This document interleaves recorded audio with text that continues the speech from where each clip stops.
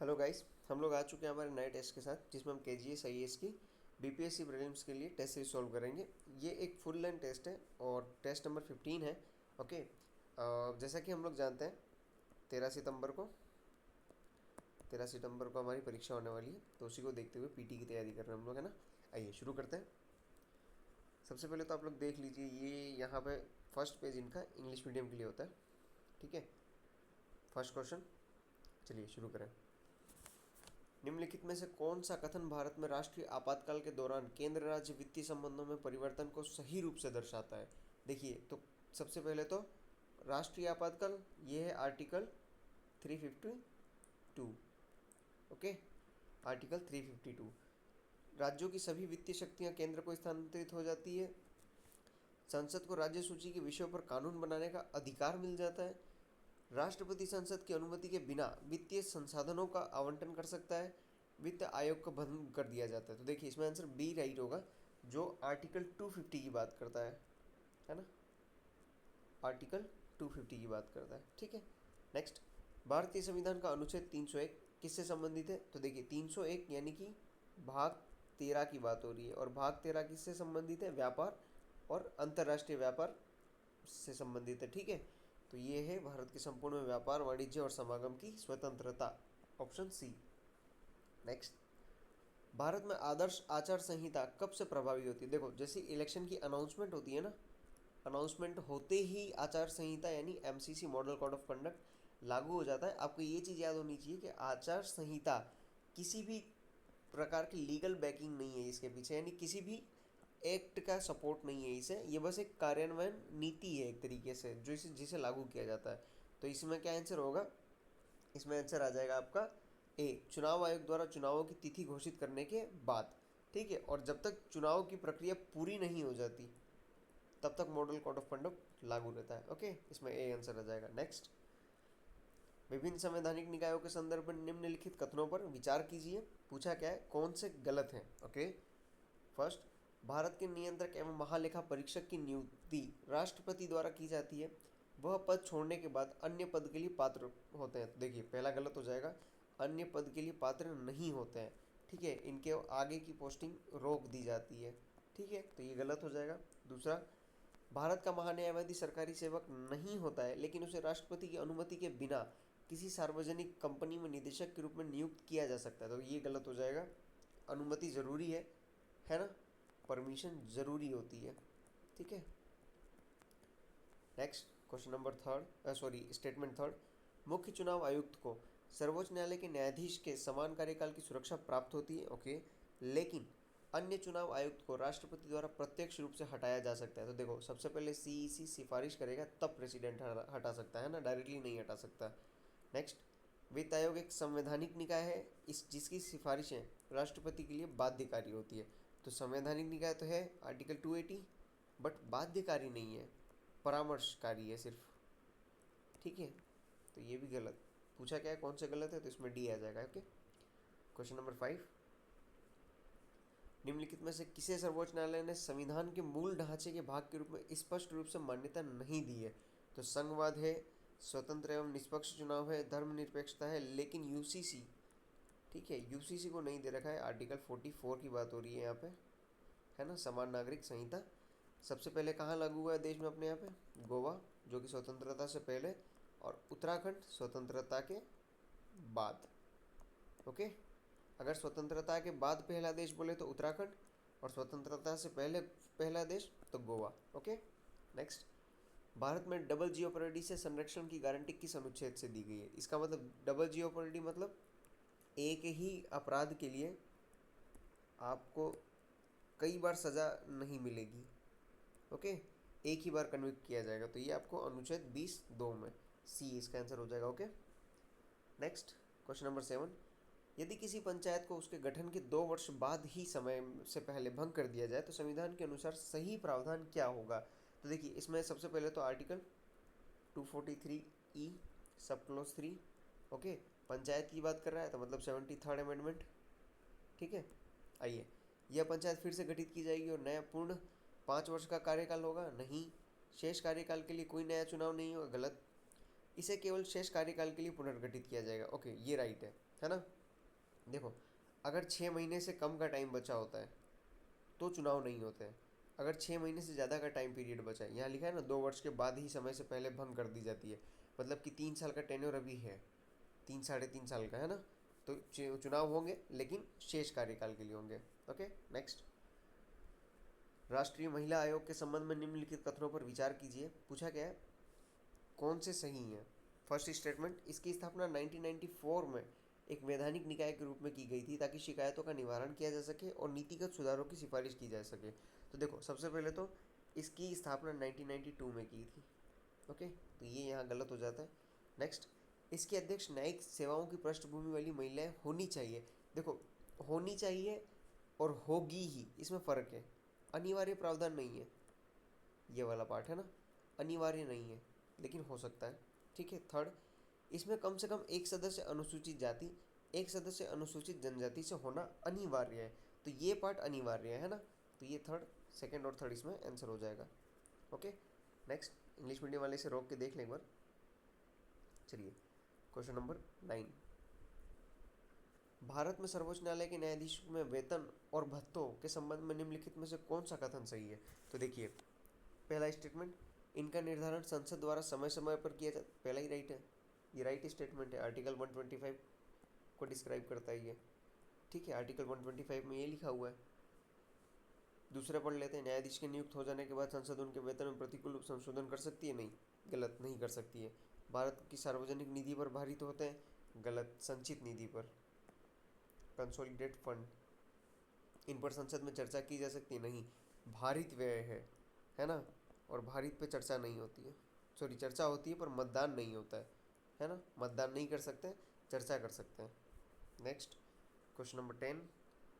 विधानसभा के संबंध में निम्नलिखित कथनों पर विचार कीजिए। पूछा गया है कौन से सही हैं।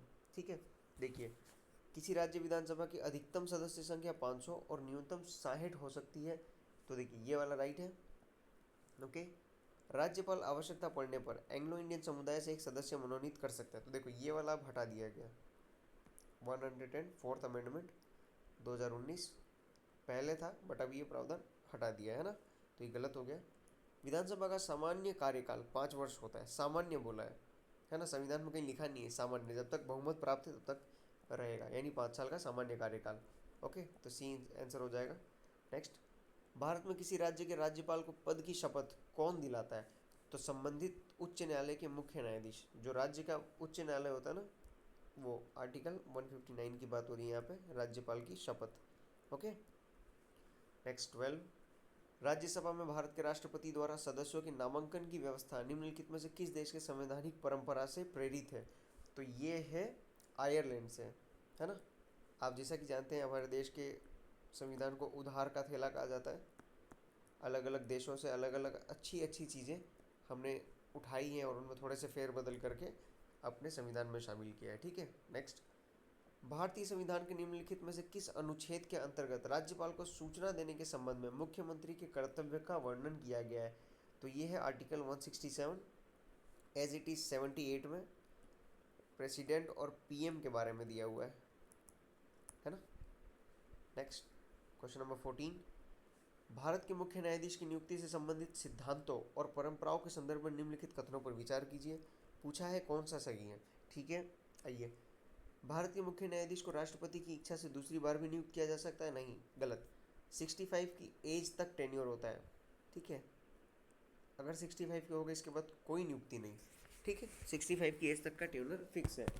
नेक्स्ट, मुख्य न्यायाधीश की नियुक्ति के लिए वरिष्ठता का सिद्धांत कोई संवैधानिक आवश्यकता नहीं है। हाँ, ये बस एक परंपरा, एक तरीके की। उसमें भी 1970 में ये लांघा गया था वरिष्ठता के सिद्धांत को। ठीक है, वरिष्ठता एक सिद्धांत परंपरा के रूप में विकसित हुआ है जो मेमोरेंडम ऑफ प्रोसीजर द्वारा निर्देशित होता है। ठीक है, दोनों राइट है। ओके, तो इसमें सी आएगा आंसर। Next, question number 15। यदि किसी विशेष क्षेत्र को भारतीय संविधान की 5वीं अनुसूची के अंतर्गत लाया जाता है तो निम्नलिखित में से कौन सा कथन इसके परिणाम को सर्वोत्तम रूप से दर्शाता है। बात किसी हो रही है 5वीं सूची, भाग 10। ओके, संविधान का भाग 10 और आर्टिकल 244 की बात हो रही है। ठीक है, आइए पढ़ते हैं। कथन इसके परिणाम को सर्वोत्तम रूप से दर्शाता है। तो यहाँ क्या हो जाएगा, जनजातीय लोगों की भूमि को गैर जनजातीय लोगों को हस्तांतरित करने से रोकेंगे। ये इसका राइट हो जाएगा, है ना। नेक्स्ट क्वेश्चन नंबर 16, ई रूपी के लाभों के संबंध में निम्नलिखित कथनों पर विचार कीजिए। देखो ये यूपीएससी का फेवरेट क्वेश्चन है, यूपीएससी में ये क्वेश्चन यानी हर 1-2 साल में आपको देखने को मिल जाएगा। ओके, यह भौतिक मुद्रा की छपाई और परिवहन की लागत को कम करता है, राइट है। वाणिज्यिक बैंकों में तरलता को कम करता है, तो ये गलत है, तरलता को कम क्यों करेगा। मुद्रा की निगरानी को बढ़ावा देगा, ठीक है। देखो ई रूपी की बात हो रही है तो आरबीआई का सीबीडीसी है ना, आरबीआई का सीबीडीसी, सी आंसर 1 और 3 तीनों राइट है, सेकंड गलत है, सॉरी सेकंड गलत है, पहला और तीसरा राइट है। नेक्स्ट, निम्नलिखित में से कौन प्रगतिशील कर प्रणाली को सर्वोत्तम रूप से परिभाषित करता है। देखो प्रगतिशील क्या होती है, आपकी अगर इनकम बढ़ रही है तो आपके ऊपर टैक्स भी पड़ रहा है, ये प्रगतिशील हुई। ओके, एक होती है प्रतिगामी, जिसका कम इनकम है उस पर टैक्स भी कम होगा, और जिसकी ज़्यादा इनकम है उस पर टैक्स भी ज़्यादा होगा। ओके, तो इसमें क्या आंसर हो जाएगा, क्वेश्चन नंबर सी, आय बढ़ने पर कर की दर बढ़ती है। नहीं सॉरी देखिए प्रतिगामी जो मैंने बताया ये गलत है। प्रतिगामी जो मैंने बताया आपको, प्रतिगामी में ये होता है ना, जिसकी इनकम ज़्यादा है उस पर टैक्स कम लगता है, ओके, और जिनकी इनकम कम है उन पर टैक्स ज़्यादा लगता है, ये प्रतिगामी है। सॉरी मिस्टेक हो गई, है ना, कंफ्यूज हो गया था थोड़ा सा, ये है। ओके, आइए इंग्लिश मीडियम एक बार देख लें। चलिए नेक्स्ट क्वेश्चन नंबर 18, भारत में आर्थिक नियोजन का जनक किसे कहा जाता है। तो एम विश्वेश्वरैया को जनक कहा जाता है, जिन्होंने 1934 में एक बुक लिखी थी, प्लांट इकोनॉमी फॉर इंडिया, ये इनकी बुक थी, है ना। नेक्स्ट, निम्नलिखित में से कौन सी समिति भारत में गरीबी से संबंधित नहीं है। तो वाई की अलग समिति है, नरसिम्हा समिति ये बैंक से रिलेटेड थी, तो ये गलत है। एनसी सक्सेना समिति ये भी गरीबी से, रंगराजन समिति ये भी गरीबी से, तो जो नरसिम्हा समिति है ये बैंक से संबंधित थी, ठीक है। नेक्स्ट, निम्नलिखित में से कौन सा विकल्प अवसर लागत को सर्वोत्तम रूप से परिभाषित करता है। अवसर लागत क्या होता है, सबसे पहले ये देख लो। अवसर लागत ये होता है ना कि आप मान लो बिहार में एक फैक्ट्री खोलते हैं और एक गुजरात में फैक्ट्री खोलते हैं, ठीक है। आप गुजरात में फैक्ट्री खोलते हैं, आपको बहुत प्रॉफिट होता है, आप गुजरात छोड़ के बिहार फैक्ट्री लगाए, है ना, आपको कम फ़ायदा हुआ। तो जो गुजरात में आपको जो प्रॉफिट मिलता, वो जो मार्जिन है उसको अवसर लागत कहते हैं, समझे, ये डिफरेंस है। ओके, अवसर लागत, तो इसमें आंसर हो जाएगा त्याग दिए गए अगले सर्वश्रेष्ठ विकल्प का मूल्य, ठीक है। नेक्स्ट, भारत के खाद्य प्रसंस्करण क्षेत्र में प्रत्यक्ष विदेशी निवेश की वर्तमान सीमा कितनी है। तो 100% है, फूड प्रोसेसिंग में तो 100% है। खाद्य प्रसंस्करण क्षेत्र के मंत्री कौन है अपने यहाँ पे, ये आप लोग बताएंगे, ठीक है, कौन मिनिस्टर है, केंद्रीय कैबिनेट मिनिस्टर, ठीक है। नेक्स्ट, क्रांति और संबंधित उत्पाद के निम्नलिखित युग्मों में कौन सा सुमेलित सही नहीं है। तो हरित क्रांति खाद्यान्न से सही है, श्वेत क्रांति दुग्ध से, राइट है। सिल्वर फाइबर सिल्क से नहीं, कपास से ही है, ठीक है। सिल्वर फाइबर क्रांति कपास से, और डी नीली क्रांति मत्स्य पालन, तो राइट है, तो सी इसमें गलत है, ठीक है। नेक्स्ट, व्यापार संतुलन कभी भी प्रतिकूल संतुलन नहीं दर्शाता है, तो ये गलत है। बी, वस्तुओं और सेवाओं का निर्यात और आयात ही व्यापार संतुलन कहलाता है, सेवाओं का नहीं होता है, ओनली वस्तु का व्यापार आयात और निर्यात होता है, ठीक है। तो इसमें दोनों ही गलत है, ऐसा ऑप्शन हाँ है यहाँ पे, डी है, ओके, डी हो जाएगा आंसर।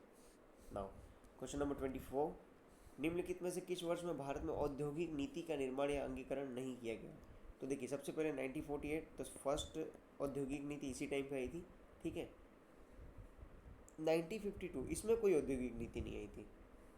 1956 इसमें सेकेंड औद्योगिक नीति आई थी। 1991 एलपीजी रिफॉर्म्स, तो ये हो जाएगा बी इसमें answer. Next, Amrit Bharat station योजना के संबंध में निम्नलिखित कथनों पर विचार कीजिए, ठीक है। क्या है, भारत में 1300 से अधिक रेलवे स्टेशनों के पुनर्विकास के लिए रेल मंत्रालय द्वारा शुरू किया गया है, ये राइट है। यह योजना अल्पकालिक योजना पर आधारित है और केवल नई सुविधाएं जोड़ने पर केंद्रित है, मौजूदा सुविधाओं का उन्नयन नहीं करते, तो ये गलत है। देखो ये दीर्घकालिक योजना है, ठीक है, दीर्घकालिक, और ब्राउन फील्ड भी। ब्राउन फील्ड से मीनिंग जो पहले से इस्टेब्लिश्ड है उनका उन्नयन भी करना, ठीक है। तो ये इसमें आंसर हो जाएगा ए। आपको ये याद होना चाहिए, अमृत भारत स्टेशन योजना फरवरी 2023 में, ओके, रेल मिनिस्ट्री द्वारा शुरू किया गया था, ठीक है। नेक्स्ट, बैंगनी अर्थव्यवस्था की अवधारणा मुख्य रूप से निम्नलिखित में से किसके आकलन को बढ़ावा देती है? तो ये है केयर इकोनॉमी, ओके। नेक्स्ट, अंतर्राष्ट्रीय मुद्रा कोष की स्थापना किस वर्ष हुई थी? तो ये हुई थी 1945 में। आपने ब्रेटन वुड्स समझौते के बारे में पढ़ा होगा, है ना, ब्रेटन वुड्स समझौते के बारे में पढ़ा ही होगा, जिसने कार्य करना शुरू किया था 1947 में, ठीक है। और इसके ब्रेटन वुड्स पे 29 देश हस्ताक्षर करता थे उस वक्त, ठीक है। आइए नेक्स्ट, बॉटलनेक मुद्रास्फीति से क्या तात्पर्य है? तो बॉटलनेक से है उत्पादन में बाधाओं के कारण होने वाली मुद्रास्फीति, ठीक है। उत्पादन में बाधा मतलब कि अगर मान लो आपके पास कोई मशीन नहीं है, अवसंरचना ही नहीं है, तो वो जो बाधा आएगी उसे ही बॉटलनेक कहा जाता है, ठीक है। 29, हाल ही में चर्चा में रहा शब्द गोल्डीलॉक्स अर्थव्यवस्था किससे संबंधित है? देखो, गोल्डीलॉक्स ये होता है ना कि एकदम स्थिर चीज़ है, संतुष्ट और स्थिर, तो अत्यंत कठोर नहीं, संतुलित और स्थिर समष्टि आर्थिक नीति, राइट है। अत्यधिक गलत, अत्यंत ढीली, गलत। देखो, गोल्डीलॉक्स का मतलब ये कि स्टेबल, ठीक है, जहाँ स्टेबिलिटी की बात हो वो गोल्डीलॉक्स जोन आएगा, ठीक है। नेक्स्ट, इंग्लिश मीडियम एक बार देख लें। आइए, क्वेश्चन नंबर 30, भारत के किस राज्य में बायो विलेज 2.0 तहत पहल की शुरुआत की गई है? तो बायो ये है त्रिपुरा, ठीक है। और आपको पता होना चाहिए ये पहल 2018 में शुरू की गई थी, ठीक है। Next, one nation one election, इससे पहले टेस्ट वाले में आया था, है ना। सितंबर 2023 में कमेटी बनी थी रामनाथ कोविंद जी के नेतृत्व में। कोविंद जी हैं प्रेसिडेंट, पूर्व प्रेसिडेंट, ठीक है। आइए, इसकी व्यवहार्यता की जांच के लिए गठित उच्च स्तरीय समिति के अध्यक्ष पूर्व राष्ट्रपति रामनाथ कोविंद हैं, ठीक है। उद्देश्य राज्य और जम्मू कश्मीर, पुडुचेरी और नई दिल्ली सहित केंद्र शासित प्रदेशों की चुनाव प्रक्रियाओं को एक समान लाना है, तो ये सही है, ठीक है। इन्होंने क्यों जम्मू कश्मीर, पुडुचेरी और न्यू दिल्ली का रेफरेंस दिया? क्योंकि भारत की 3 ही यूटीज़ में विधानसभा है, ठीक है।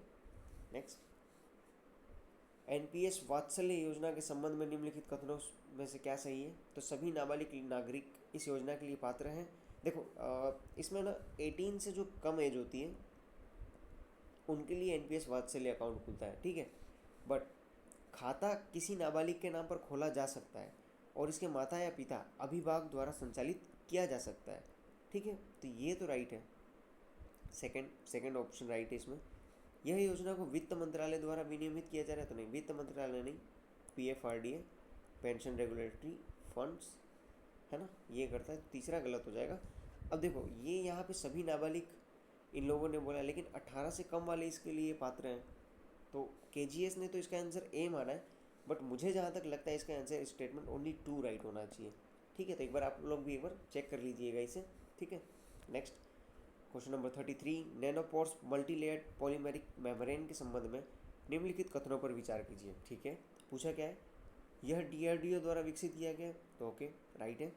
मूल रूप से औद्योगिक अपशिष्ट जल के उपचार के लिए डिजाइन किया गया, नहीं, अपशिष्ट जल के उपचार के लिए नहीं, खारा पानी मीठे में चेंज करने के लिए, पीने लायक बनाने के लिए, ठीक है। तो अपशिष्ट नहीं है ये पानी, ओके। तो सेकंड गलत। इसकी बहुस्तरीय मेम्ब्रेन संरचना निम्न दाब की स्थितियों में स्थायित्व में सुधार करती है, तो निम्न दाब नहीं, उच्च दाब की स्थितियों में, ठीक है। तीसरा भी गलत, तो इसमें स्टेटमेंट ए राइट है ओनली, सही कौन सा यही पूछा है, तो ए आंसर हो जाएगा, ठीक है। आइए नेक्स्ट, क्वेश्चन नंबर 34, हाल ही में निम्नलिखित में से किस कंपनी ने अणुशक्ति विद्युत नगर निगम लिमिटेड अश्विनी की स्थापना के लिए भारतीय परमाणु ऊर्जा निगम लिमिटेड एनपीसीआईएल के साथ साझेदारी की? तो यह है एनटीपीसी लिमिटेड, ठीक है। इसमें एनपीसीएल की 51% पार्टनरशिप है और एनटीपीसी की 49%, ठीक है। आइए नेक्स्ट, हाल ही में किस विश्वविद्यालय ने MAL नामक एक नए रक्त समूह की पहचान की है? तो यह है ब्रिस्टल विश्वविद्यालय, ओके। नेक्स्ट, हाल ही में विश्व स्वास्थ्य संगठन WHO द्वारा किस देश को आधिकारिक रूप से कुष्ठ रोग मुक्त घोषित किया गया? तो ये जॉर्डन फर्स्ट देश है ऐसा जिसे कुष्ठ रोग से मुक्त घोषित किया गया। ठीक है।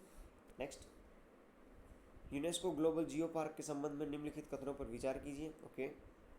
हाल ही में यूनेस्को ने 11 देश में 16 नए जियो पार्क को नामित किया है।